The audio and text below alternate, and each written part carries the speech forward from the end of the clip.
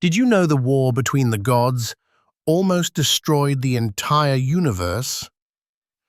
The earth ripped apart, the oceans boiled, and the sky nearly collapsed on top of us. It was an apocalypse so violent, it makes modern warfare look like a playground fight. But to understand how we got to this world-ending catastrophe, we have to go back to a dinner table. A very messed up dinner table. See, before Zeus was the king of the gods, the world was ruled by the Titans, and the head honcho was Kronos. Now, you might picture Kronos as this dignified ancient ruler, but honestly, he was a paranoid tyrant. He had a secret, a prophecy given to him by his own parents, Earth and Sky. They told him, "Enjoy your throne while it lasts, because one of your own kids is going to kill you and take it."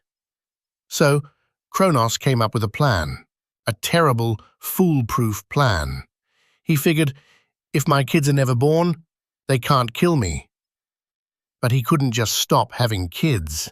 So, every time his wife Rhea gave birth, he ate the baby. I'm not joking. Hestia, Demeter, Hera, Hades, Poseidon.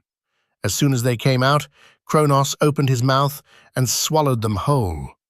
He trapped 5 living gods inside his stomach just to keep his job. Imagine being Rhea. You just gave birth, you're exhausted, and your husband looks at your newborn like it's an appetizer. She was devastated. She was furious. And by the time she was pregnant with her 6th child, she snapped. She went to a cave on the island of Crete to give birth in secret. This baby was Zeus. She left him there to be raised by nymphs and a goat. Yeah, a goat. And she went back to Kronos with a bundle of blankets. But inside the blankets wasn't a baby. It was a rock. A big, heavy stone. She handed it to Kronos, holding her breath, waiting for him to notice. But Kronos was so arrogant, so sure of himself, he didn't even check. He swallowed the rock whole. That rock saved the world. Fast forward a few years, Zeus grows up in that cave. He gets strong. He gets angry. He knows what his dad did, and he wants revenge. But he can't fight the Titans alone. He needs allies. He needs his brothers and sisters, the ones currently living in his dad's gut. So, Zeus goes undercover. He gets a job as Kronos' cupbearer. Can you imagine the nerves? Pouring wine for the monster who wants to eat you? But Zeus waits for the perfect moment. He mixes a special potion. Mustard and salt, maybe some other nasty stuff, an emetic. He slips it into Kronos' nectar. Kronos takes a huge swig, feels his stomach rumble, and then, bam, he vomits up the stone. And then, one by one, he vomits up the 5 gods. Poseidon, Hades, Hera, Demeter, Hestia. Because they were immortal, they hadn't died. They'd just been sitting in there, growing up, getting madder by the second. This was the moment the lines were drawn. The Titanomachy began. It wasn't a quick fight. This was a 10-year stalemate. On one side, you had Mount Othrys. That was the Titan base. These guys were massive, forces of nature. Hyperion, the sun. Oceanus, the seas. Atlas, the general. On the other side, Mount Olympus, the new generation. Zeus and his siblings. They had speed, they had anger, but they didn't have the raw power to put the Titans down for good. For a decade, the world was a nightmare. Every time they clashed, earthquakes shattered cities, tsunamis wiped out coastlines. Humans? We were just ants getting stepped on. It looked like the Olympians were going to lose. The Titans were just too strong, too experienced. Zeus was desperate. He needed a nuclear option.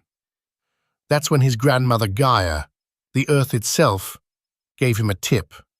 She told him, You have uncles, powerful ones, but your dad locked them in the deepest, darkest pit of the underworld because they were too ugly. She was talking about Tartarus, and the prisoners were the Cyclopes and the Hecatoncheires. Now, when I say Hecatoncheires, I need you to picture something horrifying. These weren't just big guys, they had 50 heads and 100 hands each. They were monsters. But they hated Kronos just as much as Zeus did. So, Zeus makes a dangerous journey down into the pit.